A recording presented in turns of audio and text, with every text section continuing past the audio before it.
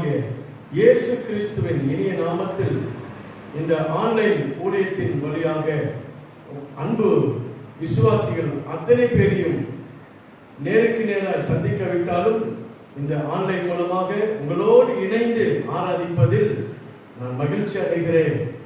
கர்த்தர் 5 மாதங்கள் நம்மை அற்புதமாக நமக்கு ஜீவனை கொடுத்து எல்லா விதமான போராட்டத்தின் மத்தியிலும் உபத்திரவத்தின் மத்தியிலும் தேவனாய் கர்த்தர் நமக்கு ஜீவனை கொடுத்து நம்ம எல்லாரையும் காப்பாற்றி ஆண்டவர் இந்த 6வது மாதத்தை காண செய்த தேவனுக்கு நம்ம எல்லோரும் இணைந்து நன்றி சொல்லி கர்த்தரை ஆராதித்து ஒரு சில பாடல்களை பாடி நாம் தேவனை மகிமைப்படுத்துவோம். எல்லாம் சந்தோஷமா இருக்கீங்களா? ஆண்டவர் சந்நிதியில எல்லாரும் உட்காருங்க, குடும்பத்தோடு உட்கார்ந்து நம்ம ஆண்டவரை மகிமைப்படுத்துவோம். ஜெபிப்போம். நல்ல ஆண்டவரே, இந்த பரிசுத்தமான இந்த முதல் ஓய்வு நாள் 6வது மாதத்தில் உம்முடைய சந்நிதியில நாங்கள் சந்தோஷத்தோடு ஆண்டவரே உம்முடைய நாமம் மகிமைப்படுத்துகிறோம். நாங்கள் பாடுகிற பாடல்கள் ஆண்டவரே இசையின் மூலமாக ஆண்டவரே நாங்கள் எல்லோரும் இணைந்து ஏக மனமாய் ஒரே இதயத்தோடு நாங்கள் பாடி கர்த்தருடைய நாமத்தை போற்றி துதிக்க எங்களுக்கு கொடுத்த இந்த நல்ல கிருபைக்காக கோடி ஸ்தோத்திரம். ஏசப்பா, நீரே இந்த ஆன்லைன் ஆராதனை கர்த்தர் ஆசீர்வதியும். முடிவு பரியந்தம் உம்முடைய பிரசன்னம் எங்களோடு இருக்கட்டும். நாம மகிமைப்படட்டும். பிதா குமாரன் பரிசுத்த ஆவி ஆனவரின் நாமத்தில் ஜெபிக்கிறோம் எங்கள் ஜீவனுள்ள நல்ல பிதாவே. ஆமென், ஆமென், ஹல்லேலூயா. முதலாவதாக நான் நம்ம எல்லாருக்கும் தெரிந்த ஒரு தெலுங்கு பாடல் ஒன்று பாடி நாம் கர்த்தரை ஆராதிப்போம். ஆமென், ஸ்தோத்திரம். எல்லாரும் ஒரு மனமாய் கர்த்தரை ஆராதிப்போம். ஆமென், ஸ்தோத்திரம். ఎన్ని తలచినా ఏది అడిగినా జరిగేది నీ చిత్తమే ప్రభువా, జరిగేది నీ చిత్తமே. ஆமென். அப்படி என்றால் நம்ம என்ன நினைச்சாலும் நம்ம என்னதான் பிரயாசப்பட்டாலும் அத்தனையும் ஆண்டவருடைய சித்தத்தின்படியே நடக்கிறது. ஆமென். உம்முடைய வார்த்தைக்காக நாங்கள் காத்திருக்கிறோம். ஆமென், ஹல்லேலூயா. உம்முடைய ஆண்டவரே பிராணனையும் ஜீவனையும் எங்களுக்காக நீர் கொடுத்தீரே, உமக்கு ஸ்தோத்திரம் என்று சொல்லி ஆமென். உம்முடைய பிரசன்னம் இல்லாமல், உம்முடைய கிருபை இல்லாமல், உம்முடைய நிழல் இல்லாமல் நாங்கள் வாழ முடியாது ஆண்டவரே என்று சொல்லி அர்த்தம் கொண்ட இந்த பாடலை நாம் பாடப்போம். பழைய பாடல், தெரிந்த பாடல் எல்லாம் உற்சாகமாய் நாம் பாடுவோம். ஆமென், ஸ்தோத்திரம். ఎన్ని తలచినా ఏది అడిగినా జరిగేది నీ చిత్తమే ప్రభువా, జరిగేది నీ చిత్తమే. నీ వాక్కుకై వేచియుంటిని, నా ప్రార్థన ఆలకించుమా ప్రభువా, నా ప్రార్థన ఆలకించుమా. నీ తోడు లేక, నీ ప్రేమ లేక ఇలలో ఏ ప్రాణి నిలువలేదు. నీ తోడు లేక, నీ ప్రేమ లేక ఇలలో ఏ ప్రాణి నిలువలేదు. అడవి పువ్వలే నీ ప్రేమ పొందగా, అడవి పువ్వలే నీ ప్రేమ పొందగా, నా ప్రార్థన ఆలకించుమా ప్రభువా, నా ప్రార్థన ఆలకించుమా. నా ఇంటి దీపం నీవే అని తలచి, నా హృదయం నీ కొరకే పదిలపరచింది. నా ఇంటి దీపం నీవే అని తలచి, నా హృదయం నీ కొరకు పదిలపరచింది. ఆరిపోయినా నా వెలుగు దీపము, ఆరిపోయినా నా వెలుగు దీపము, వెలిగించుము నీ ప్రేమతో ప్రభువా, వెలిగించుము నీ ప్రేమతో. ఎన్ని తలచినా ఏది అడిగినా జరిగేది నీ చిత్తమే ప్రభువా, జరిగేది నీ చిత్తమే. ఆపదలు నన్ను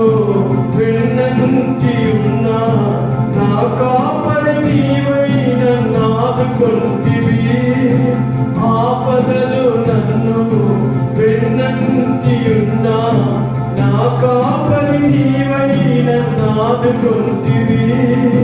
లోకమంతయు నన్ను విడిచినా, లోకమంతయు నన్ను విడిచినా, నీ నుండి వేరు చేయవు ప్రభువా, నీ నుండి వేరు చేయవు.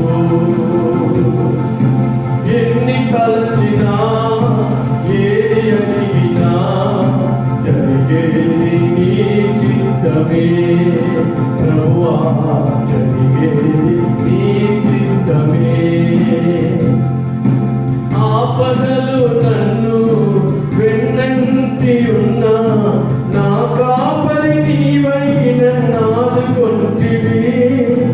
ఆపదలు నన్ను వెన్నంటి ఉన్నా, నా కాపరి నీవైన నాదుకొంటివి.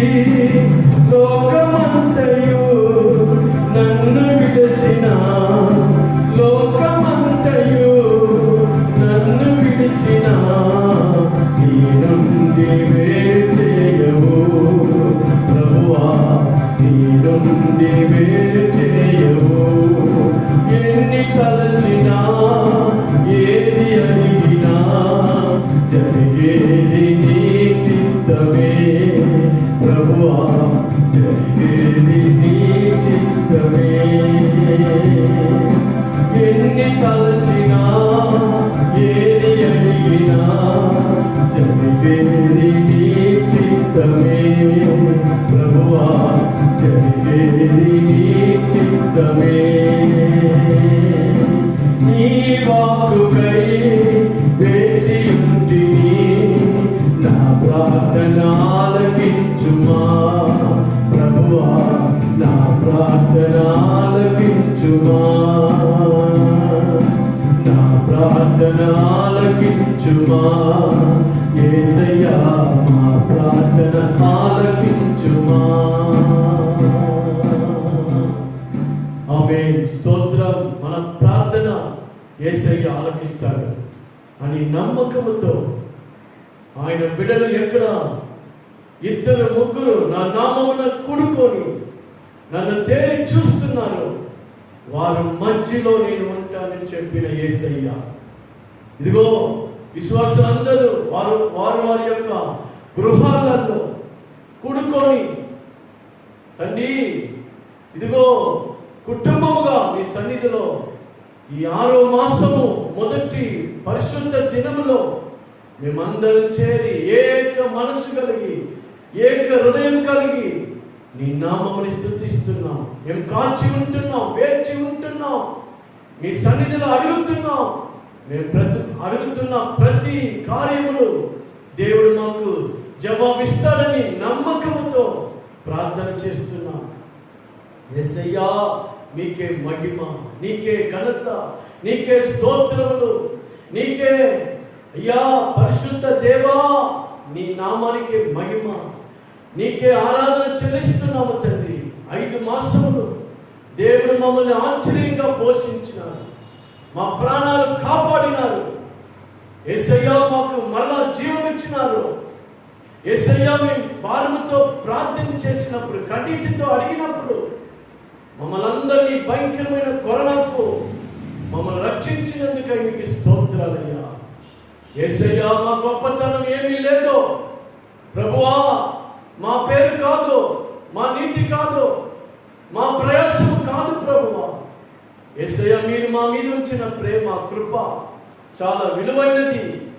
కల్వారి శిలువలో యేసుక్రీస్తు మా కొరకు రక్తం కార్చి మరణించి 3వ రోజు పునరుద్ధరణ లేచిన దేవుని యొక్క శక్తితో విశ్వాసం కలిగిన బిడ్డలుగా నీ సన్నిధిలో మేము అడుగుతున్నాం. ఇంతవరకు మాకు జీవమిచ్చి మీరు కాపాడిందికై స్తోత్రం. మా విశ్వాసాలందరినీ మీరు కాపాడిందికై స్తోత్రం. ప్రతి కుటుంబాన్ని మీరు జ్ఞాపకం చేసుకున్నారు. ప్రతి బ్రదర్స్ కొరకు, స్త్రీల కొరకు, ప్రతి యవనస్తుల కొరకు, ప్రతి మృక్తుల కొరకు, పెద్దల కొరకు, గర్భిణీ స్త్రీల కొరకు యేసయ్యా, ఎవరెవరు బలహీనంగా ఉండి నిన్ను తేరి చూసి ప్రార్థించి యేసయ్యాను అడిగినారో వారందరి మీద మీరు కృప చూపించి ఈనాడు మీ సన్నిధిలో మేము ఆరాధన చేయించుకో, సంతోషించి ఉల్లాసించి దేవుని మహిమపరచుటకు మాకు ఇచ్చిన ప్రాణముకై జీవముకై మీకు స్తోత్రం స్తోత్రం స్తోత్రం. అందరూ ఆరాధన చేద్దాం, దేవుని మహిమపరచుదాం, దేవుని స్తుతించుదాం. ఆమేన్. ఆయన సన్నిధిలో వందనాలు చెబుతాం. యేసయ్యా நீக்கே வந்தனாலு. ஆமென். ஸ்தோத்திரம். நன்றி நன்றி. எங்களை நேசிக்கிற எங்கள் இரட்சகரே, எங்கள் மீட்பரே, எங்கள் பரிசுத்தரே, எங்கள் ஜீவனுள்ள ஆண்டவரே, உமக்கு நன்றி.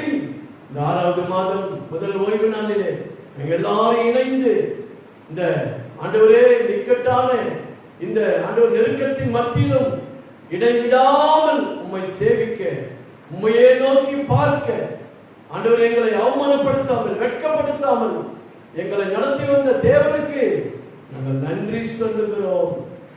உம்மை துதிக்கிறோம், உம்மை ஸ்தோத்திரிக்கிறோம். நன்றி நன்றி நன்றி. Thank you Holy Spirit, thank you Father, thank you Jesus for all the blessings, for the protection, for the goodness. Amen. Hallelujah. நன்றி இயேசுப்பா. எங்களை தாழ்த்துகிறோம் தாழ்த்துகிறோம் தாழ்த்துகிறோம் இயேசுப்பா, எங்களை தாழ்த்துகிறோம். நன்றி நன்றி நன்றி நன்றி நன்றி நன்றி. ஆமென். ஸ்தோத்திரம். ஹalleluya ஹalleluya. நன்றி நன்றி நன்றி நன்றி நன்றி. ஆமென். ஸ்தோத்திரம். உம்மைத்தான் நான் பார்க்கிறேன், பிரகாசம் அடைகின்றேன். உம்மைத்தான் நான் பார்க்கின்றேன், பிரகாசம் அடைகின்றேன். அவமானம் அடைவதில்லை அப்பா, நான் உமது பிள்ளை. அவமானம் அடைவதில்லை அப்பா, நான் உமது பிள்ளை. உடைந்த நொந்த உள்ளத்தோடு கூடவே இருந்து பாதுகாக்கின்றேன். உடைந்த நொந்த உள்ளத்தோடு கூடவே இருந்து பாதுகாக்கின்றேன். அநேக துன்பங்கள் சேர்ந்து வந்தாலும் அனைத்து நின்று நீ விடுவிக்கின்றேன். அநேக துன்பங்கள் சேர்ந்து வந்தாலும் அனைத்து நின்று நீ விடுவிக்கின்றேன். அவமானம் அடைவதில்லை அப்பா, நான் உமது பிள்ளை. அவமானம் அடைவதில்லை அப்பா, நான் உமது பிள்ளை. நல்லவர் இனியவர் என் ஆண்டவர், நாளெல்லாம் சுவைத்து மகிழ்கின்றேன். நல்லவர் இனியவர் என் ஆண்டவர், நாளெல்லாம் சுவைத்து மகிழ்கின்றேன். உண்மையாய் கர்த்தரை தேடும் எனக்கு ஒரு நன்மையும் குறைவதில்லையே.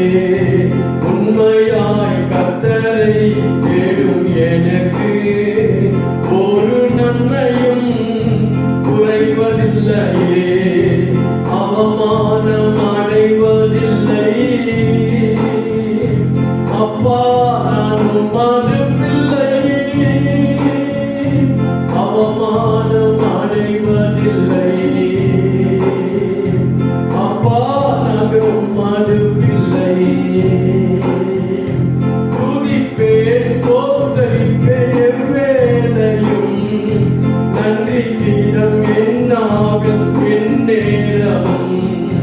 துதிப்பேன் ஸ்தோத்தரிப்பேன் எவ்வேளையும், நன்றி கீதம் என்னாகும் எந்நேரமும்.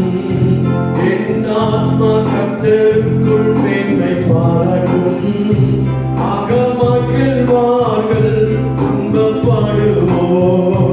என் ஆத்மா கர்த்தருக்குள் மேன்மை பாராட்டும், அகமகிழ்வார்கள் துன்பப்படுவோர். அவமானம் அடைவதில்லை அப்பா, நான் உமது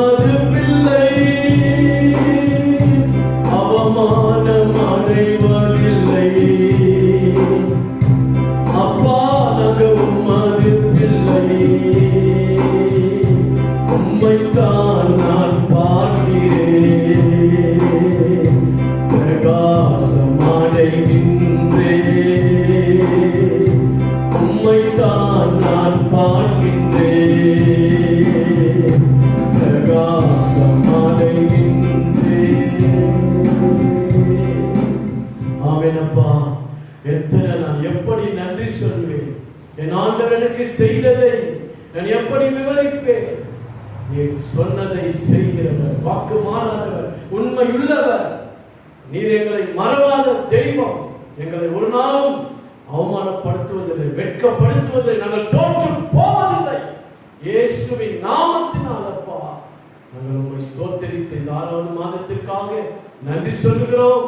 எங்களோடு இணைந்து ஆராதிக்கிற அத்தனை தேவ பிள்ளைகளையும் நீர் பெரிதாக இந்த நாளிலே விசேஷித்த கிருபை யாவர் மேலும் இறங்கும்படி உமக்கு நன்றி சொல்லி ஜெபிக்கிறோம். ஆசீர்வதி மகிமைப்படும் இயேசுவின் வல்ல நாமத்தில் ஜெபிக்கிறேன் எங்கள் ஜீவனுள்ள பரிசுத்தமுள்ள பிதாவே. ஆமென், ஆமென். ஹல்லேலூயா. இந்த 6வது மாதத்திற்கு வாக்குத்தத்தமாக ஆண்டவர் சந்நிதியிலே நான் வேதத்தை வாசித்துக் கொண்டு ஜெபத்தோடு இருந்த பொழுது ஆண்டவர் எனக்கு கொடுத்த வார்த்தையை உங்கள் மத்தியிலே வாசிக்க கேட்போம். அதன் பிறகு ஒரு சில வார்த்தைகள் உங்களுக்கு நான் செய்தியாக கர்த்தருடைய வார்த்தையை உங்கள் மத்தியிலே நான் பேச விரும்புகிறேன். அதற்கு முன்னாலே நீங்க எல்லாரும் பயபக்தியாக இதை ஒரு அலட்சியப்படுத்தாமல் கர்த்தர் பார்க்கிறார். வசனம் சொல்லுகிறது, என் வசனத்திற்கு நடுங்குகிறவனை நான் நோக்கி பார்ப்பேன். ஏனென்று சொன்னால் அவருடைய வார்த்தைக்கு நாம் கீழ்ப்படிந்து எல்லாரும் பயபக்தியாக தேவனுடைய சந்நிதியில வந்து உட்கார்ந்து எல்லோரும் வேதத்தை திறந்து அதை வாசித்து கர்த்தருடைய செய்தியை ஒரு சபையில உட்கார்ந்து எப்படி நாம் வார்த்தைகளை செய்திகளை கேட்போமோ அது போல நீங்க உணர்ந்து குடும்பமாக தேவனுடைய வார்த்தையை நாம் கேட்க வேண்டும். அதனால கண்டிப்பாக தேவனுடைய ஆசீர்வாதம் உங்கள் குடும்பங்களிலே ஆண்டவர் நிறைவாக கர்த்தர் கொடுப்பார். ஆமென். யாரும் பார்க்கலன்னு சொல்லி நம்ம அலட்சியமா இருக்கக்கூடாது. கர்த்தர் பார்க்கிறார். அவருடைய கண்கள் இந்த பூமியிலே உலாவிக் கொண்டிருக்கிறது. அவர் நம்மை காண்கிற தேவன். ஆமென். நம்முடைய செய்திகளை பார்க்கிற தேவன். நிச்சயமாகவே அன்பு விசுவாசிகள், நான் தயவாய் கேட்கிறேன், நீங்க எல்லாரும் உட்கார்ந்து ஆண்டவர் சந்நிதியில பயபக்தியாய் இந்த ஆன்லைன் கர்த்தருடைய வார்த்தைகளை ஊழியத்தை நீங்கள் கனப்படுத்தும்படி அன்பாய் கேட்டுக்கொள்கிறேன். கர்த்தர் ஸ்தோத்திரம். நீங்கள் பாருங்கள், சப்ஸ்கிரைப் பண்ணுங்கள். நீங்கள் மற்றவர்களுக்கும் நீங்கள் அனுப்பி வையுங்கள். நிச்சயமாக இந்த வார்த்தைகள் அவங்களுக்கு ஒரு ஆசீர்வாதமாக இருக்கும் நான் விசுவாசிக்கிறேன். ஆண்டவர் உங்களுக்கு துணை நிற்பார், ஆசீர்வதிப்பார். வாசிக்க கேட்போமா? எரேமியா புஸ்தகம் 38வது அதிகாரம் 20வது வசனம். எரேமியா 38:20. The book of Jeremiah 38 chapter verse 20. நான் வாசிக்க கேட்போம். அதற்கு எரேமியா, உம்மை ஒப்புக்கொடார்கள், நான் உம்மிடத்தில் சொல்லுகிற கர்த்தருடைய வார்த்தைக்கு செவிகொடும், அப்பொழுது உமக்கு நன்மையாயிருக்கும், உம்முடைய ஆத்துமா பிழைக்கும். ஆமென். இங்கே நான் எடுத்த வார்த்தை, கர்த்தருடைய வார்த்தைக்கு செவிகொடும், அப்பொழுது உமக்கு நன்மையாயிருக்கும், உம்முடைய ஆத்துமா பிழைக்கும். இன்னைக்கு நான் எடுத்த தலைப்பு என்ன தெரியுங்களா? கர்த்தருக்கு செவி கொடுக்கிறவன் பிழைப்பான். Hallelujah. Those who obedience to God, they will be live. அவர்கள் வாழ்வார்கள், பிழைப்பார்கள். கர்த்தருக்கு செவி கொடுக்கிறவன். இங்கே எரேமியா சொல்ற வார்த்தை கர்த்தர் ஸ்தோத்திரம். யார் சொல்றாருன்னா, யூதா ராஜாவாகிய சிதேக்கியா ராஜாவுக்கு ஆண்டவர் சொல்றார். ஆண்டவர் மூலமாக, எரேமியா மூலமாக ஆண்டவர் சிதேக்கியா ராஜாவுக்கு சொல்லுகிற வார்த்தை, நீ கர்த்தருடைய வார்த்தையை என்ன செய்ய வேண்டும்? நீ கேட்டு அதன்படி நீ செய்ய உன்னை ஒப்பு கொடுக்கும் போது அப்பொழுது உனக்கு நன்மையா இருக்கும், அப்பொழுது உன் ஆத்துமா பிழைக்கும் என்று தீர்க்க தரிசனம் சொல்லுகிறார். தீர்க்க தரிசி என்றால் யார்? தேவனுடைய வார்த்தையை கேட்டு கர்த்தர் ஜனங்களுக்கு என்ன சொல்லணும்னு நினைக்கிறாரோ அதை தீர்க்க தரிசி மூலமாய் பேசுகிறார். ஆண்டவர் நேரடியாக மனிதனிடத்தில் பேசுவதில்லை. தனக்கு பிரியமான ஊழியர்களை தெரிந்து கொண்டு அவர்களை தீர்க்கதரிசி என்று அழைப்பார்கள். ஆண்டவர் உரைக்கிறதை கேட்டு அவர்கள் ஜனங்களுக்கு சொல்லுவார்கள், ராஜாக்களுக்கு போய் சொல்லுவார்கள். சில சமயத்தில் ராஜாக்கள் தீர்க்கதரிசியுடைய ஆலோசனைகளை கேட்பார்கள். அவர்கள் சொல்லுகிறபடி நடந்தால் அவர்கள் ரட்சிக்கப்படுவார்கள், தப்பிக்கப்படுவார்கள். ஆகவே மிக சுருக்கமாக உங்கள் மத்தியில அநேக விஷயங்கள் சொல்ல வேண்டும் என்று நான் விரும்புகிறேன். ஆனால் நேரம் நமக்கு மிக சொற்பமா இருப்பதினாலே இந்த வார்த்தைகளை நான் சுருக்கிக் கொள்கிறேன். என் அன்பான தேவனுடைய பிள்ளைகளே, எரேமியா சிதேக்கியா ராஜா சொல்றாரு, நீங்கள் கல்தேய தேசத்திற்கு, அதாவது பாபிலோன் ராஜாவிடத்தில் நீங்கள் போனால், உங்கள் தேசம், நீங்கள் உங்கள் மக்களும் அந்த தேசத்துக்கு போனால் நீங்கள் காப்பாற்றப்படுவீர்கள், உங்களுக்கு இந்த அழிவிலிருந்து ரட்சிக்கப்படுவீர்கள் என்று கர்த்தர் உரைக்கிறார் என்று சொல்லுகிறார். இல்லை என்றால் நீங்கள் அக்கினிக்கு இரையாவீர்கள், உங்கள் தேசமும் ஜனங்களும் அழிக்கப்படுவார்கள். பாபிலோன் ராஜா வந்து இந்த தேசத்தை அழித்து போடுவான், அவன் தீக்கரையாக்குவான். ஆகவே நீங்கள் யூதா ராஜாவாகிய சிதேக்கியாவே, கர்த்தருடைய வார்த்தை கேள், செவிக்கொடு, உனக்கு நன்மையா இருக்கும், அப்பொழுது நீரும் உன் தேசத்தாரும் பிழைப்பீர்கள் என்று சொன்ன பொழுது இதை கேட்ட பிரபுக்கள் சில பேர் இருந்தாங்க. அவனுடைய தேசத்துல சிதேக்கியா ராஜாவுடைய நாட்களில் சில பிரபுக்கள் இருந்தாங்க. அவங்க என்ன செய்தாங்க தெரியுங்களா? கர்த்தருக்கு ஸ்தோத்திரம்.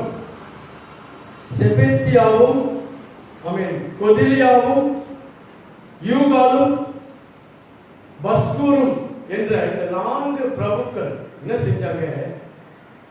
எரேமியாவை நமக்கு, நம்முடைய ராஜாவுக்கு, நம்ம தேசத்துக்கு விரோதமாக இவன் சாபக்கேடான வார்த்தைகளை சொல்லுகிறான், இவன் நமக்கு எதிரான வார்த்தைகளை பேசுகிறான் என்று சொல்லி கோபம் அடைந்து எரேமியா தீர்க்கதரிசியை கொண்டு போய் ஒரு துறவில, அதாவது தண்ணீரே இல்லாத ஒரு கிணற்றில இறக்கி கயிறுகளால் கட்டி அவனை அந்த ஆழமான இந்த கிணற்றிலே இறக்கினார்கள்.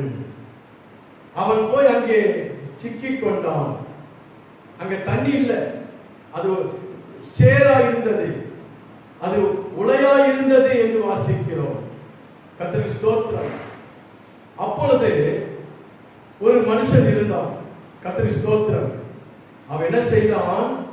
ஆண்டவர் சந்நிதியில போய் அந்த எத்தியோப்பியன் ஆகிய 7 வசனத்தை வாசி கேட்போம். எரேமியா 38:7 வசனம். அவர்கள் எரேமியாவை துறவிலே போட்டதை ராஜாவின் அரண்மனையில் இருந்த எத்தியோப்பியாவின் ஆகிய எபெத்மெலேக்கு என்னும் ஒரு பிரதானி கேள்விப்பட்டான். ராஜாவோ பென்யமீன் வாசலிலே உட்கார்ந்திருந்தார். ஆமென், அல்லேலூயா. இவன் என்ன செய்தான்? எபெத்மெலேக்கு என்ன செய்தான்? இவன் ஒரு எத்தியோப்பியன். சிதேக்கியா ராஜாவின் காலத்தில் அடிமையாயிருந்தவர்கள். அந்த அவனுக்கு இருந்த ஒரு குணத்தை பாருங்கள், அவனுக்கு இருந்த ஒரு எண்ணத்தை பாருங்கள், அவனுக்கு இருந்த நல்ல ஒரு அன்பான இருதயத்தை பாருங்கள். ராஜாவிடத்துல போய் அவன் சொல்லுகிறான். 9 வசனம். அப்பொழுது 8:9. அப்பொழுது எபெத்மெலேக் ராஜாவின் அரண்மனையிலிருந்து புறப்பட்டு போய் ராஜாவை நோக்கி ராஜாவாகிய என் ஆண்டவனே, இந்த புருஷர் எரேமியா தீர்க்கதரிசியை துறவிலே போட்டு செய்தது எல்லாம் தகாத செய்கையா இருக்கிறது. அவன் இருக்கிற இடத்திலே பட்டினியினால் சாவானே. இனி நரகத்திலே அப்பமில்லை என்றான். ஆமென். நகரத்திலே, ஆமென், கர்த்தருக்கு ஸ்தோத்திரம், அப்பம் இல்லை என்றான். கர்த்தருக்கு ஸ்தோத்திரம். இந்த எபிமெலேக் என்ன செய்தான்? 30 வேலையாட்களோடு போய் சிதேக்கியா ராஜாவை சந்தித்து என்ன சொல்லுகிறான்? இந்த எரேமியா தேவனுடைய தாசனை இப்படி நீங்கள், ஆமென், தகாத செய்கையால் செய்தது என்ன என்று கேட்டபொழுது, ராஜா, நீங்கள் போய் அவனை தப்பித்துக் கொள்ள நீங்கள் உதவி செய்கிறது சொன்ன பொழுது அவன் 30 ஆட்களை கூட்டிக் கொண்டு போய் வஸ்திரங்கள் எல்லாம் கலட்டி, துணிகளை எல்லாம் திரட்டி கொண்டு போய் எல்லாவற்றையும் கைகளால் கட்டி எரேமியாவை அவன் காப்பாற்றினான், எரேமியாவை அவன் ரட்சித்தான். என் அன்பான தேவனுடைய பிள்ளைகளே, இந்த எபெமெலேக்கு தேவன் செய்த அவனுடைய அன்பு பாருங்கள். அவனுடைய அன்பு நம்ம தான் சொல்கிற காரியம் சொன்னால், யாருக்கெல்லாம் அன்பு இருக்கிறதோ அவர்கள் பிழைப்பார்கள். நான் ஏன் சொல்ல வரேன்னா, கர்த்தர் கூட சொல்றாரு. ஆமென். முதலாவது வாசிப்போம், ஒரு இயேசு சொல்லுகிற ஒரு சம்பவத்தை நாம் வாசிப்போம். கர்த்தருடைய பரிசுத்த நாமத்திற்கு மகிமை உண்டாவதாக. ஆமென். லூக்கா சுவிசேஷம் 10வது அதிகாரம். ஆமென். 10வது அதிகாரம் 27 28 நமக்கு முக்கியமான வசனம். ஆனா 25 முதல் 27 வரை நாம் வாசிப்போமானால், ஒரு நியாய சாஸ்திரி ஒருவன் எழுந்திருந்து என்ன சொல்கிறான்? நித்திய ஜீவனை சுதந்திரித்துக் கொள்ளும்படிக்கு நான் என்ன செய்ய வேண்டும் என்று கேட்டான். இயேசுவிடத்தில் கேட்கிறான், நித்திய ஜீவனை சுதந்திரிப்பதற்கு நான் என்ன செய்ய வேண்டும் என்று அவன் கேட்டான். அதற்கு 26 வசனத்துல இயேசு சொல்றாரு, அதற்கு அவர் நியாயப்பிரமாணத்தில் என்ன எழுதியிருக்கிறது? நியாயப்பிரமாணத்தில் என்ன எழுதியிருக்கிறது? நீ வாசித்திருக்கிறது என்ன என்றார். நீ வாசித்தது என்ன என்றான். அவன் பிரதியுத்தரமாக, பாருங்க, அவன் சொல்றான், நான் வாசித்தது உண்மைதான், வாசித்திருக்கிறேன். அவன் பரியுத்தரமாக, உன் தேவனாகிய கர்த்தரிடத்தில் உன் உன் முழு இருதயத்தோடும் உன் முழு இருதயத்தோடும் உன் முழு ஆத்துமாவோடும் உன் முழு ஆத்துமாவோடும் உன் முழு பலத்தோடும் உன் முழு பலத்தோடும் உன் முழு சிந்தையோடும் அன்பு கூர்ந்து உன் முழு சிந்தையோடும் அன்பு கூர்ந்து உன்னிடத்தில் அன்பு கூர்வது போல உன்னிடத்தில் அன்பு கூர்வது போல பிறனிடத்திலும் அன்பு கூர்வாயாக அன்பு கூர்வாயாக என்று எழுதியிருக்கிறது என்றான். எங்க எழுதியிருக்கு? பழைய ஏற்பாட்டிலே எழுதியிருக்கிறது. எங்கே? உபாகமம் 6வது அதிகாரம் 5வது வசனம். வாசிக்க வேண்டாம். உபாகமம் 10ஆம் அதிகாரம் 12ஆம் வசனத்துல சொல்லப்பட்டிருக்கிறது. மீண்டும் சொல்லுகிறேன். உபாகமம் 6வது அதிகாரம் 5ஆம் வசனத்துல புதிய ஏற்பாட்டுல சொன்ன இந்த லூக்கா சுவிசேஷம் 10ஆம் அதிகாரத்துல சொன்ன அதே வார்த்தையை இங்க உபாகமம் 6ஆம் அதிகாரம் 5ஆம் வசனத்தை வாசிக்க கேட்போம். நீ உன் தேவனாகிய கர்த்தரிடத்தில் உன் முழு இருதயத்தோடும் உன் முழு இருதயத்தோடும் உன் முழு ஆத்துமாவோடும் உன் முழு ஆத்துமாவோடும் உன் முழு பலத்தோடும் உன் முழு பலத்தோடும் அன்பு கூர்வாயாக அன்பு கூர்வாயாக. அல்லேலூயா. பாத்தீங்களா? இங்கேயும் ஆண்டவர் மோசேயின் மூலமாக ஜனங்களுக்கு, இஸ்ரவேல் ஜனங்களுக்கு ஆண்டவர் சொன்ன வார்த்தை, உன் முழு இருதயத்தோடும் முழு பலத்தோடும் முழு ஆத்மாவோடும் உன் தேவனாய் கர்த்தரை அன்பு கூர்வாயாக. எப்படி அன்பு கூறணும்? உன்னை நீ எப்படி அன்பு கூறுவது போல பிறனையும் அன்பு கூர்வாயாக, பிறரிடத்திலும் நீ அன்பாய் இருப்பாயாக. பாத்தீங்களா? அது மாத்திரமல்ல, அடுத்த பாருங்க 28ஆம் வசனம், லூக்கா 10:28ல அவர் அவனை நோக்கி நிதானமாய் உத்தரவு சொன்னார். அப்படியே செய் அப்பொழுது பிழைப்பாய் என்றார். அப்போ ஆண்டவர் நமக்கு எல்லாருக்கும் என்ன சொல்றதுன்னா, நம்ம ஆண்டவரை எப்படி நேசிக்கணும்? முழு இருதயத்தோடு முழு பலத்தோடு முழு ஆத்துமாவோடு முழு சிந்தையோடு அன்பு கூற வேண்டும். ஹல்லேலூயா. இன்னைக்கு நாம் எப்படி ஆண்டவர் அன்பு கூறுறோம்? நமக்கு ஏதாவது ஆபத்து வந்தா அப்பதான் ஆண்டவரை அன்பு கூறுகிறோம். நமக்கு எதனா தேவை இருக்கும்போது அப்பதான் முழு மனதோடு ஆண்டவரை சேவிக்கணும்னு நினைப்போம். நம்ம ஆண்டவருக்காக நம்ம எது செய்தாலும் முழு மனதோடு சந்தோஷமாய் கர்த்தருக்கு நாம் செய்ய வேண்டும். மற்றவரை நேசிப்பதில் கூட எந்த பாகுபாடின்றி நம் அன்பை வெளிப்படுத்த வேண்டும். முழு சிந்தையோடு நாம் செயல்பட வேண்டும். ஏதோ தேவைப்படும் போது ஆண்டவரை தேடுவதல்ல, நமக்கு அவசியப்படும் போது ஆண்டவரத்துக்கு ஓடி வருவதல்ல. ஒவ்வொரு நாளும் ஆண்டவருடைய சந்நிதியில முழு இருதயத்தோடு முழு பலத்தோடு முழு ஆத்மாவோடு முழு சிந்தையோடு உன் தேவனாய் கர்த்தரை அன்பு கூற வேண்டும். ஆமென். எப்படி அன்பு கூறணும்? ஆமென். பிறரிடத்திலும் உன்னிடத்தில் அன்பு கூறுவது போல உன்னிடத்தில் அன்பு கூறுவது போல பிறரிடத்திலும் அன்பு கூறுவாயாக என்று எழுதியிருக்கிறதே என்றார். அப்போ நம்மளை எவ்வளவு அன்பு கூறுறோம், நம்ம சரீரங்களை எவ்வளவு நேசிக்கிறோம், எவ்வளவு நம்ம அழகுபடுத்திக்கிறோம், எவ்வளவு நம்ம சுத்தப்படுத்திக் கொள்கிறோம். மேக்கப் பண்றாங்க, தங்களை அழகா காட்டணும்னு சொல்லி எவ்வளவு நேரம் கண்ணாடி முன்னால நின்று தங்களை அழகுபடுத்திக் கொண்டு மற்றவர் பார்ப்பதற்கு நம்மளை புகழ வேண்டும் என்று எவ்வளவாக நம்ம சரீரத்தை நம்ம நேசிக்கிறோம். நம்ம ஆரோக்கியமா இருக்கணும்னு சொல்லி இந்த கொரோனா காலங்களில் எல்லாருக்கும் புரோட்டீன் தேவை. 2 முட்டை சாப்பிடுகிறார்கள். மருத்துவமனையில காலை 2, மத்தியானம் 2, இரவுல 2 முட்டைகள். எதுக்கு? புரோட்டீன் அதிகப்படுத்த வேண்டும், இம்யூனிட்டி பவர் கூட்டணும்னு சொல்லி விட்டமின் ஜிங்க் மாத்திரை, விட்டமின் சி, விட்டமின் பி, இன்னும் விட்டமின் டி, இப்படி கூட்டிக்கொண்டே சரீரத்தில் என்ன செய்யறோம்? நம்ம இம்யூனிட்டியை ஏற்றுவதற்காக நம்ம உடலை பார்த்துக் கொள்கிறோம். அது போல உன் தேவனாய் கர்த்தரை நீ முழு இருதயத்தோடு, முழு பலத்தோடு, முழு ஆத்மாவோடு, முழு சிந்தையோடு அன்பு கூறுவாயாக. ஆமென். அந்த அன்பானது எப்படிப்பட்டதா இருக்க வேண்டும்? உன்னை நீ நேசிப்பது போல பிறரிடத்திலும் அன்பாய். இயேசு அப்படித்தான் அன்பாய் இருந்தார். எல்லாரையும் அவர் நேசித்தார்.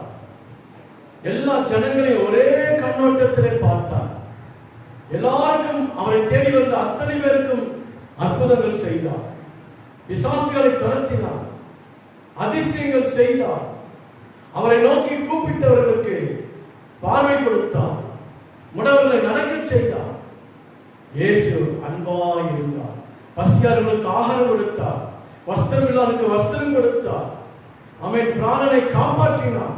நித்திய ஜீவனை அவனுக்கு அவன் கற்றுக் கொடுத்தார். நித்திய ஜீவனை சுதந்திரிக்கும்படி நமக்கு நல்ல உதாரணங்களை, ஓமைகளை சொல்லி நமக்கு கற்றுக் கொடுத்தார்.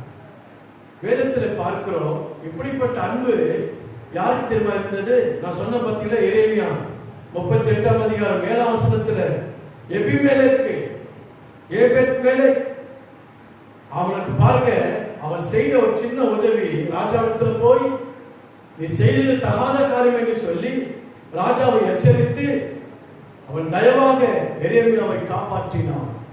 தன் நண்பர்களோடு போய் எரேமியாவை குழியிலிருந்து, பள்ளத்தாக்கிலிருந்து, அந்த கிணற்றிலிருந்து அவனை தூக்கி விட்டார்கள்.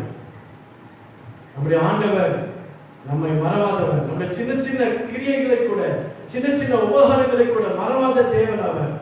ஏற்ற நேரம் வரும்பொழுது அந்த உபகாரங்களை நினைத்து நம்மை தப்புவிக்க வல்லவர். இயேசு நம்மை தப்புவிக்க வல்லவர். நீங்க எந்த ஒரு உதவி செய்தாலும், யாருக்கு எந்த நன்மை செய்தாலும், யாருக்காக மற்றவர்களுக்காக நீங்க சின்ன ஜெபம் செய்து அவர்களை நினைவு கூர்ந்து உங்கள் ஜெபங்களிலே அவனுக்காக மன்றாடுவீர்களானால், பரிந்து பேசுவீர்களானால், நிச்சயம் கர்த்தர் ஆபத்திலே ஏற்ற நேரத்தில் துன்பங்கள் வரும்போது அந்த ஆண்டவர் நம்மையும் நினைத்து நம்மை ரட்சிப்பார். பாருங்க, இப்ப பாருங்க, பாபிலோன் ராஜா வந்தாரு. சிதேக்கியா ராஜாவின் அரசாட்சியில இருந்த அத்தனை பேரையும் அவர் சிறைப்பிடித்துக் கொண்டு போனார்கள். அந்த பட்டணத்தை சுட்டரித்தார்கள். அங்க இருந்த பொன் பொருட்களை எல்லாம் அவர்கள் என்ன செய்து களவாடி கொண்டு போனார்கள். எல்லாம் முடிந்தது. அந்த நேரத்தில் மீண்டும் எரேமியாவுக்கு தீர்க்க தரிசன வார்த்தை மீண்டும் வந்து அந்த ஏபெத்மெலேக்குக்கு செய்த நன்மை, ஆண்டவர் செய்த நன்மை பாருங்க. அந்த எரேமியா தீர்க்க தரிசனம் மூலமாக அவனுக்கு நடந்த நன்மையை நாம் வாசிப்போம்.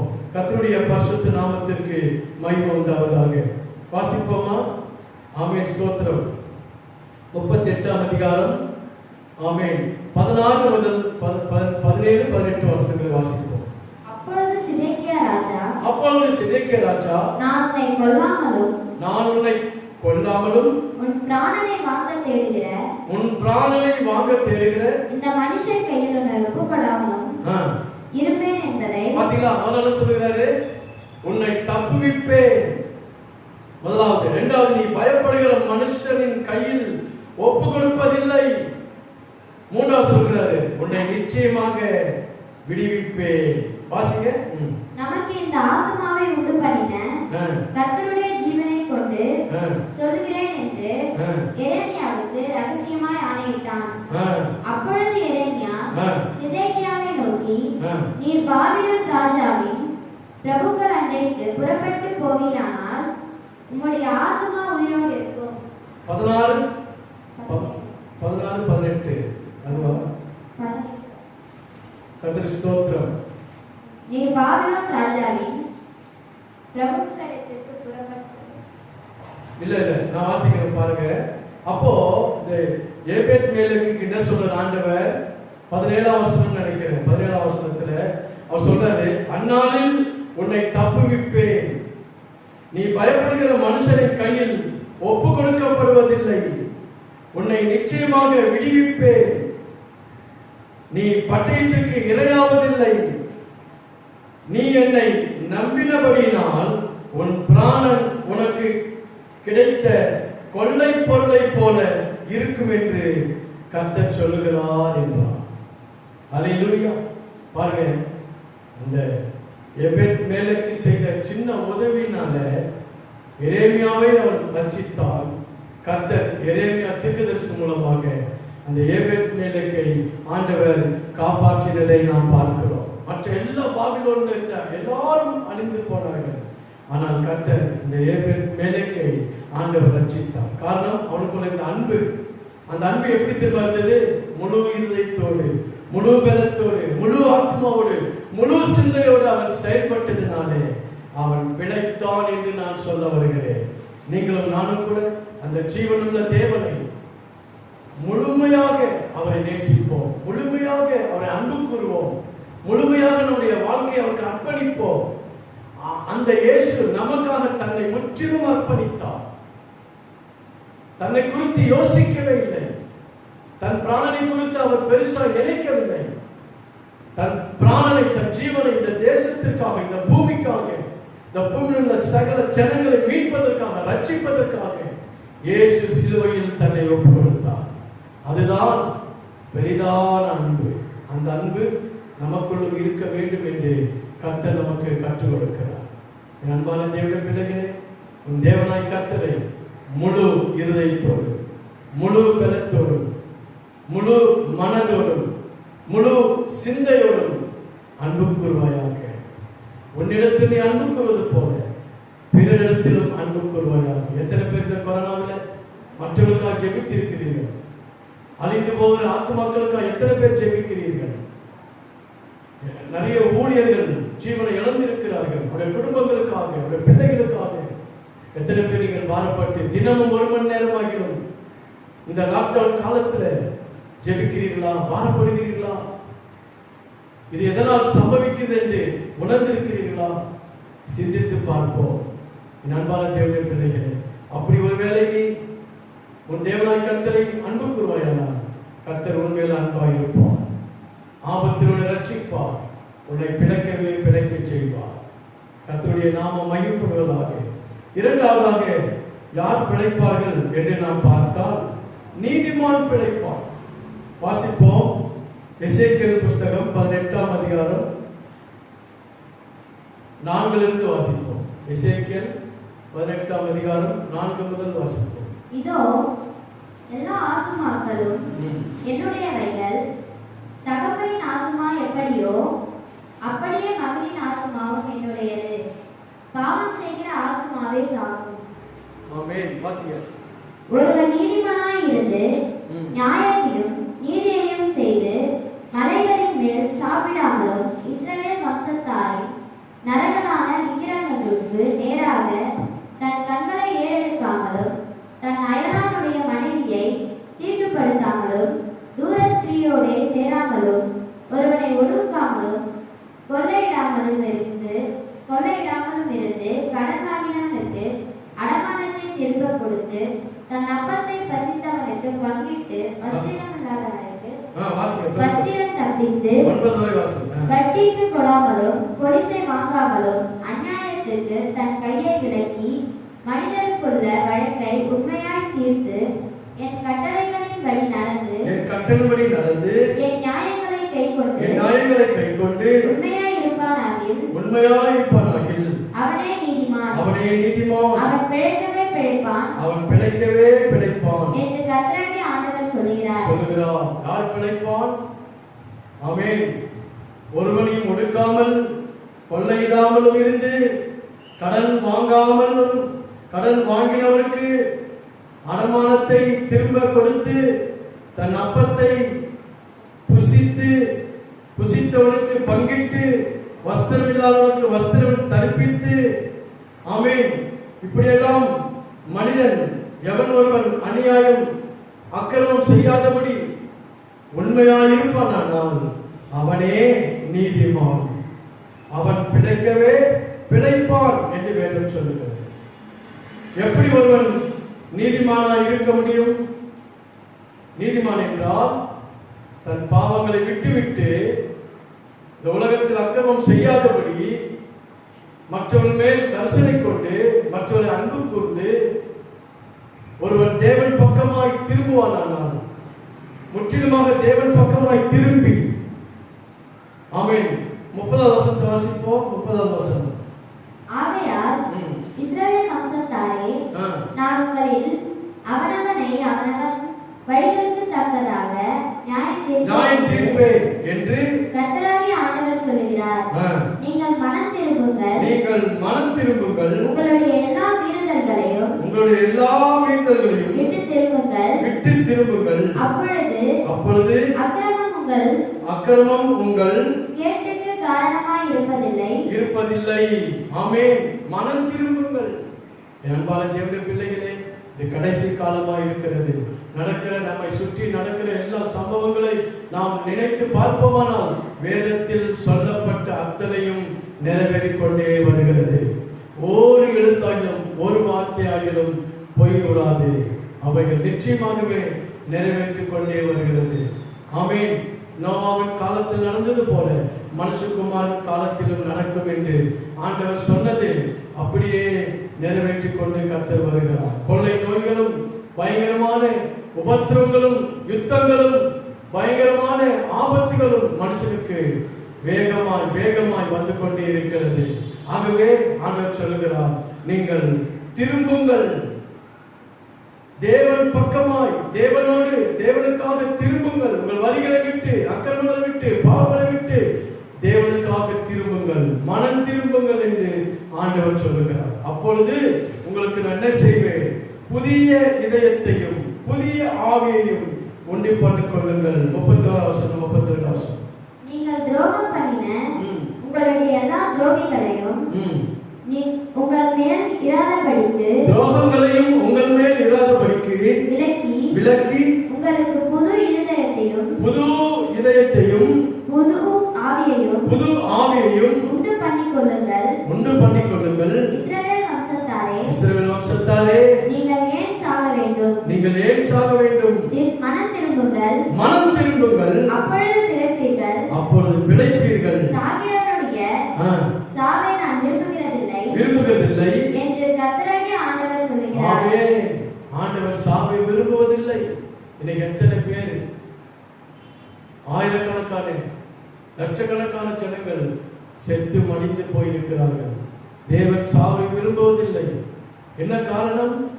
ஏன் இப்படி சாவு வருகிறது? கொள்ளை நோய், ஆமென், யுத்தங்கள், ஆமென், மறைவான யுத்தங்கள் இப்போது நடந்து கொண்டிருக்கிறது.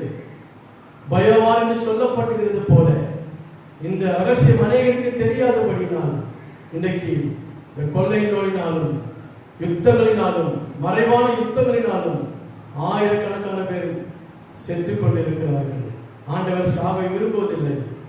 ஏன் விரும்புவதில்லை? எல்லாரும் மனம் திரும்ப வேண்டும், எல்லாரும் ரட்சிக்கப்பட வேண்டும், எல்லாரும் தேவனுடைய பிள்ளைகளாய் மாற வேண்டும் என்று ஆண்டவர் விரும்புகிறார். அப்படி ஒருவேளை நீங்களும் இந்த ஆன்லைன் வழியாக பார்க்கிற நீங்களும் மனம் திரும்புவீர்களானால், இயேசுவை நேசிப்பீர்களானால், அவர் பிள்ளையாய் நீங்கள் மாறுவீர்களானால், கர்த்தர் உங்களுக்கு புது இருதயத்தையும் புது ஆவியையும் ஆண்டவர் உங்களுக்கு உண்டு பண்ணி உங்களுக்கு புதிய வாழ்க்கையை கர்த்தர் கொடுப்பார். அந்த வாழ்க்கை சந்தோஷமான வாழ்க்கை, சமாதான வாழ்க்கை, அதுதான் நீதியுள்ள வாழ்க்கை, அதுதான் அவர்கள் தான் நீதிமான்கள். அவர்கள் ஊக்கமாய் ஜெபிக்கிற ஜெபம் கர்த்தர் கேட்பார், அவளை ரட்சிப்பார். ஆண்டவர் உங்களை நீதிமானாய் மாற்ற வேண்டும் என்று தேவன் இன்னும் தருணம் கொடுத்து கொண்டிருக்கிறார். 2021 ஆண்டுகளுக்கு முன்னே இயேசு நம்மை நீதிமான்களை மாற்றுவதற்காக, அவருடைய பிள்ளைகளாய் மாறுவதற்காக இயேசுவானவர் சிலுவையிலே தன்னையே ஜீவ பலியாய் ஒப்பு கொடுத்தார். கர்த்தருக்கு ஸ்தோத்திரம். அந்த ஜீவ பலியாய் ஒப்பு கொடுத்த அந்த இயேசுவை நினைவு கூறதான் அவர் சொன்னாரு, நானே ஜீவ அப்பம், நானே ஆமென் ஜீவ தண்ணீர், நானே ஜீவனமாய் இருக்கிறேன். ஆமென். என்னை நினைவு கூறும்படி நீங்கள் இதை செய்யுங்கள் என்று சொன்னார். ஆமென். கர்த்தர் அந்த சிலுவையில மரித்த, சிலுவையில நமக்காக ஒப்பு கொடுத்த அந்த சரீரத்தையும் சிந்தின ரத்தத்தையும் நினைவு கூறுவதுதான் சபைகளிலே இன்றைக்கு ராபோஜனமாக, திருவிருந்தாக கிறிஸ்தவர்கள் சபைகளிலே மாதத்தில் ஒரு முறையோ அல்லது ஒவ்வொரு ஞாயிற்றுக்கிழமையும் அந்த அவருடைய சரீரத்தையும் ரத்தத்தையும் அவர்கள் உட்கொள்வதனாலே அவரை நினைவு கூறுகிறார்கள். சிலுவையை நினைவு கூர்ந்து அவருடைய தியாகத்தையும் அன்பையும் நினைவு கூர்ந்து அப்படி அதிலே பங்கெடுக்கிறவர்கள் தன்னுடைய ஆவியிலே ஆத்துமாவிலே கண்டிப்பாய் பிழைப்பார்கள். வாசிப்போமா? யோவான் சுவிசேஷம் 6வது அதிகாரம் அவன் 51 வசனம் அவர் சொல்லுகிறார். ஆமென். வாசிக்க கேட்போம். யோவான் சுவிசேஷம், the book of John chapter 6 verse 51. நானே வானத்திலிருந்து இறங்கின ஜீவ அப்பம், இந்த அப்பத்தை புசிக்கிறவன் என்றென்றைக்கும் பிழைப்பான். ஆமென். நான் கொடுக்கும் அப்பம் உலகத்தின் ஜீவனுக்காக நான் கொடுக்கும் மாம்சமே என்கிறார். ஆமென். அல்லேலூயா. நானே வானத்திலிருந்து இறங்கின ஜீவ அப்பம், இந்த அப்பத்தை புசிக்கிறவன் என்றென்றைக்கும் பிழைப்பான். அல்லேலூயா. பாத்தீங்களா? இதுதான் திருவிருந்துக்கு அடையாளம். நாம் ஏன் அவருடைய மாம்சம், அவருடைய ரத்தம் உட்கொள்கிறோம்? திருவிருந்துல கம்யூனியன் சர்வீஸ் என்று சொல்லப்படுகிறது. ஏன்? நம்முடைய ஆத்துமா பிழைக்கும் என்று ஆண்டவர் சொல்லுகிறார். சரீரத்திலே மாம்சத்திலே எல்லாருக்கும் மரணம் உண்டு. இந்த உலகத்தில் பிறந்த எல்லாருக்கும் மரணம் ஒரு நாள் வரும். ஆனால் அந்த மரணத்திற்கு பிறகு நாம் நீதிமான்களாய் ஆண்டவர் அன்பு கொண்டு அவருடைய பிள்ளைகளாய் இருப்போமானால், அவருடைய கட்டளைகளை கை கொண்டு அவரை நேசிப்போமானால், மரணத்துக்கு பிறகு நம்முடைய ஆத்துமா அவரோடு கூட இளைப்பாறும், அவரோடு கூட ஆளுகை செய்யும், நித்திய ஜீவன் சுதந்திரிக்கும். அல்லேலூயா. கர்த்தருக்கு ஸ்தோத்திரம். ஒருவேளை இந்த உலக அக்கிரமத்தினாலும் பாவத்தினாலும் கட்டப்பட்டு அவன் பிசாசினால் அவன் அடிமையாக்கப்பட்டு இந்த உலகத்தின் தந்திரங்களுக்கும் இந்த உலகத்தின் மயக்கத்திற்கும் மயங்கி அவன் உலகத்தின் பின்னே போவானானால், மாம்ச இச்சையும் ஜீவனத்தின் பெருமைகளையும் கண்களின் இச்சைகளையும் பின்பற்றி அவன் பிசாசு பிள்ளையாக இருப்பானானால் அவனுக்கும் மரணம் வரும். ஆனால் அந்த மரணத்துக்கு பிறகு அவனுடைய ஆத்துமா நித்திய நரகத்தில் தள்ளப்படும். அவன் அங்கே மிகுந்த வேதனையும் துக்கமும் நித்திய காலமாய் நித்திய நரகத்திலே அவன் அனுபவித்துக் கொண்டிருப்பான். என் அன்பான தேவனுடைய பிள்ளைகளே, அதிலிருந்து நாம் ரட்சிக்கப்பட வேண்டும் என்று, காப்பாற்றப்பட வேண்டும் என்றால் அந்த இயேசுவை விசுவாசித்து அந்த இயேசுவின் மேல் நம்பிக்கை வைத்து அவரை நாம் ஏற்றுக்கொண்டு அவருடைய பிள்ளையாய் மாறும் பொழுது நிச்சயமாகவே இந்த திருவிருந்து சபையிலே அவருடைய சபைகளை நாம் இணைந்து ஒருமனப்பட்டவர்களாய் அவருடைய மாம்சத்தையும் ரத்தத்தையும் நம்ம அவருடைய பாடுகளை நினைவு கூர்ந்து, ஆமென். கர்த்தருக்கு ஸ்தோத்திரம். 1 கொரிந்தியர் 23 அதிகாரம் 1 கொரிந்தியர் 16 அதிகாரம் 23 முதல் வாசிப்போமானால் ஆண்டவர் சொல்கிறார், என்னை நினைவு கூறும்படி நீங்கள் இதை செய்யுங்கள், என்னை நினைவு கூறும்படி இந்த அப்பத்தை புசியுங்கள், என்னை நினைவு கூறும்படி நீங்கள் இந்த திராட்சை ரசத்தை நீங்கள் பானம் பண்ணுங்கள், அப்பொழுது நீங்கள் பிழைக்கவே பிழைப்பீர்கள். ஆமென். எந்த மனுஷனும் தன்னைத்தானே நிதானித்து அறிந்து சோதித்து அறிந்து இந்த அப்பத்திலும் பாத்திரத்திலும் பானம் பண்ண கடவுள் என்று சொல்லுகிறார். ஆமென். ஹல்லேலூயா. அப்படி நாம் அவருடைய ரத்தத்திலும் அவருடைய சரீரத்திலும் நாம் உண்மையாய் பங்கெடுத்து, இயேசுவே எனக்காய் சிலுவையில் மரித்தீர் என்று அவரை நினைத்து ரத்தத்திற்கு நன்றி சொல்லி அவரை உள்ளத்தில் விசுவாசித்து மனம் திரும்பி ரட்சிக்கப்பட்ட அவருடைய பிள்ளைகளாய் இருந்து ஞானஸ்தானம் பெற்று அவருடைய பிள்ளைகளாய் இருப்போமானால் நாம் எல்லாரும் பிழைப்போம். ஆத்துமாவிலே கண்டிப்பாக பிழைப்போம். மரித்தாலும் ஆண்டவராகிய இயேசுவின் வருகையிலே எக்கால சத்தம் தொனிக்கும் போது அவர்கள் எல்லாரும் உயிர்த்தெழுவார்கள், மறுரூபமாக்கப்படுவார்கள், ஆகாயத்திலே தேவனை தரிசிப்பார்கள், அவரோடு கூட நித்திய காலமாய் ஆளுகை செய்வார்கள் என்று வேதம் சொல்லுகிறது. கர்த்தருக்கு ஸ்தோத்திரம். அல்லேலூயா. ஒரு வசனத்தை வாசிப்போம். ஆமென். கர்த்தருக்கு ஸ்தோத்திரம். ஆமென். 2 தீமோத்தேயு 2ஆம் அதிகாரம் 16ஆம் வசனத்துல 2 தீமோத்தேயு 2ஆம் அதிகாரம் 16ஆம் வசனம், அவரோடு கூட மரித்தோமானால் அவரோடு கூட பிழைத்தும் இருக்கிறோம். அல்லேலூயா. யாரெல்லாம் கிறிஸ்துவோடு மரித்தார்களோ, கிறிஸ்துவோடு கூட அடக்கம் பண்ணப்பட்டார்களோ, அவர்கள் மீண்டுமாக கிறிஸ்து உயிர்த்தெழுந்தது போல ஆண்டவர் தங்கள் ஆத்துமாக்களை மீண்டும் பிழைக்க செய்வார். அல்லேலூயா. கர்த்தருக்கு ஸ்தோத்திரம். அவர்கள் பிழைப்பார்கள். அவருடைய ரத்தத்திலும் சரீரத்திலும் பங்கெடுக்கிறவர்கள் பிழைப்பார்கள். 4வதாக நாம் வாசிக்கிறோம். கர்த்தருக்கு ஸ்தோத்திரம். ஆபகுக் 2ஆம் அதிகாரம் 4ஆம் வசனம், யாரெல்லாம் பிழைப்பார்கள்? கர்த்தருக்கு செவி கொடுக்கிறவன் பிழைப்பான். அது தலைப்பு. முதலாவது, ஆமென். கர்த்தருக்கு ஸ்தோத்திரம். தேவனாய் கர்த்தரை முழு இருதயத்தோடும், முழு ஆத்மாவோடும், முழு பலத்தோடும், முழு சிந்தையோடும் அன்பு கூறுகிறவன், தேவனை அன்பு கூறுகிறவன் பிழைப்பான். இரண்டாவதாக, நீதிமான் பிழைப்பான். மூன்றாவதாக, அவருடைய சரீரத்தில் யாரெல்லாம் பங்கெடுத்த ரத்தத்தை உட்கொண்டு, ஆமென், வானத்திலிருந்து இறங்கின அந்த ஜீவ அப்பத்தை, அவரே ஜீவாப்பான், அவரை புசிக்கிறவன் பிழைக்கவே பிழைப்பான். 4வது, ஆபகுக் 2ஆவது 4ஆம் வசனத்தில் வாசிக்க கேட்போம். இதோ அகங்காரியான, ஆபகுக் 2ஆம் அதிகாரம் 4ஆம் வசனம், இதோ அகங்காரியாய் இருக்கிறானே, அகங்காரியாய் இருக்கிறானே, அவனுடைய ஆத்துமா அவனுக்கு செம்மையானதல்ல, தன் விசுவாசத்தினாலே நீதிமான் பிழைப்பான். நீதிமான் எப்படி பிழைப்பான்? விசுவாசம் இருக்கணும். ஆண்டவர் மேல ஒரு விசுவாசம். ரோமர் 1:17 கூட வாசிக்கிறோம். விசுவாசத்தினாலே நீதிமான் பிழைப்பான். ஆமென். அது எப்படிப்பட்ட விசுவாசம் இருக்கணும்? ஆமென். விசுவாசம் என்றால் என்ன? எபிரேயர் 11ஆம் அதிகாரம் 1 3 வசனங்களை வாசிக்கிறோம். விசுவாசம் என்றால் என்ன?